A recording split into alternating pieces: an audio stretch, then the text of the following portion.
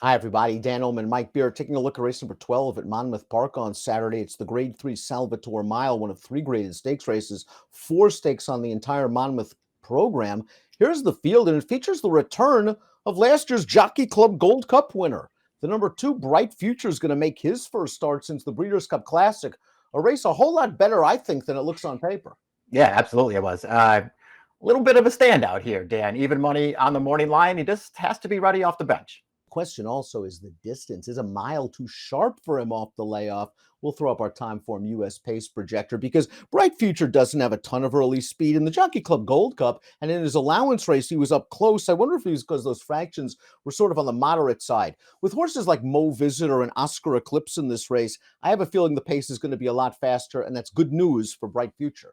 Yeah, he could have something to run at here. We'll see how far away he gets early, Dan. Your point's well taken that the shorter distance might be something to concern yourself with. So far, though, this horse has been really good off of layoffs.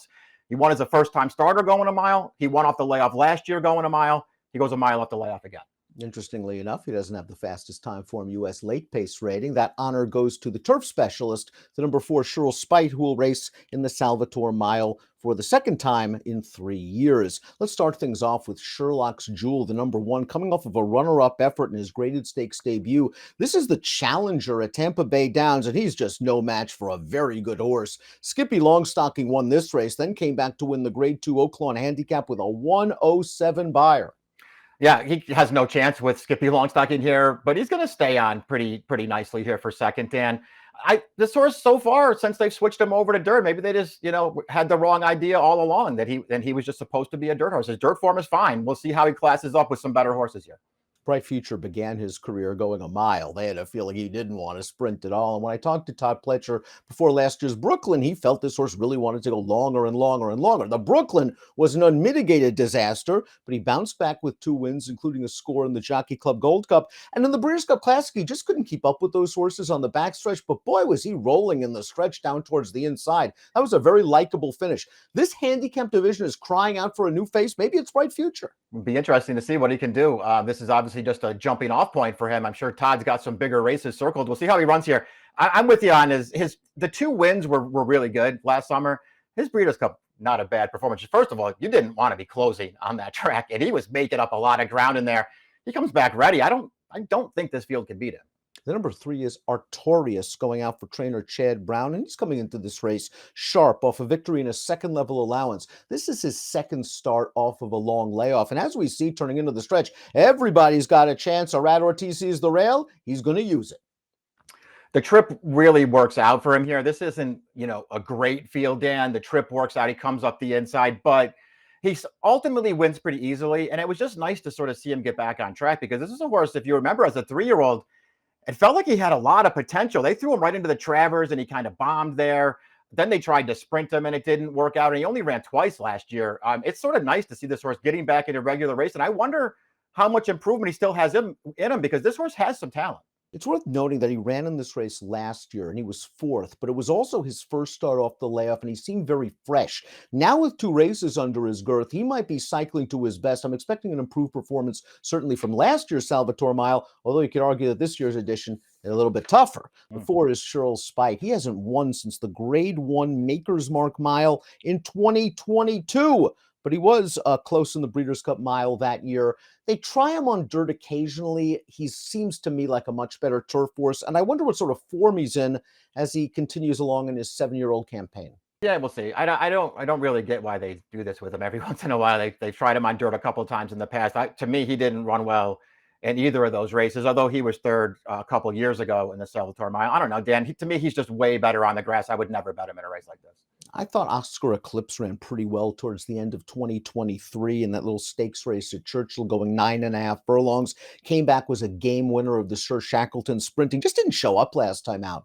In that 1-turn mile, I know he was up close to a pretty fast pace, but he gave up pretty quickly and was beaten double-digit lengths. Listed as a vet scratch at Churchill on May the 30th. He's coming into this race off about a 1.5-month layoff. I think he can work out a good trip from close to the pace. Me too. We'll see. I'm going to wait and see what kind of price he is because I don't think I'd go low on him in this race, Dan. But I could, at the right price, I could easily forgive him for the most recent start because everything else this horse has done on dirt, I like. And that includes the race off the layoff in the Sir Shackleton at Gulf Street Park. Mo Visitor is up next, and let's watch this performance. This is at Parks last month, and he just took the bull by the horns right out of the gate under Michael Sanchez, right to the front, opens up a big lead, goes pretty quick internal fractions, and they never come within hailing distance of this horse. It was a really nice performance. The question is, can he get this sort of trip? And even so, can he put up this kind of performance against better horses? Yeah, he's going to have to run at least this well if he's going to win the Salvator Mile, Dan. But listen, he's a horse who I think he just really likes to get out there and get on the lead. And if that means he has to go fast to get there, then that's kind of what they do. Monmouth could be a really good track for this horse if he can make the front in this race. And listen, this is a tougher spot, obviously. He was good last time. Stage Raider is the number 7, and Stage Raider is best known for being the older half brother to Justify, Triple Crown winner. He has shown some life in his career. He was second in the ACAC in the late summer of 2023, and then Mikey kind of lost his way. The Breeders' Cup Dirt Mile, too tough. They ran him in the Clark, right back off that race, maybe too tough, and then he just didn't run very well in his most recent start of the Fairgrounds. I think it's a very good sign they're bringing him back in this race, and he's faced some good competition. He's also a lot more tactical than he's shown in his last few. Yeah, great. He's got plenty of speed, this horse. I suspect he'll be up close here, and I guess that the freshening you have to hope just did this horse a lot of good. Maybe they probably went one race too many anyway to run him back at Fairgrounds, but coming back on short rest in the Clark off the Breeders' Cup, that was kind of ridiculous. So I don't know. There's a way to sort of dress him up a little bit off of those recent bad looking lines. His good race gives him a real chance in here. And the 8 is Coastal Mission, the pride of West Virginia. He's won 12 of 20 in his career, including a very game score 2 starts back at Laurel, where he worked out a nice trip and beat a pretty sharp runner that day in Prince of Jericho. They ran against each other again last time out in the Maryland Sprint. That 6 furlongs just might be a little bit too sharp for him. And B, he got wired by Super Chow, who, when he's good, is very good, especially on a wet track. A little longer is probably better for this horse. I'm still not sure that he's not just a sprinter, or maybe sort of that, the sort of middle distance kind of sprinter. I know he's got a bunch of 2-turn wins at Charlestown, but I'm not sure that he's really a 2-turn mile kind of horse. Let's take a look at our top pick for the Grade 3 Salvator Mile. Listen, I'm hoping Bright Future can live up to his name, win this race, and maybe go on to bigger and better at Saratoga. He did show that sort of ability in some of his starts last year.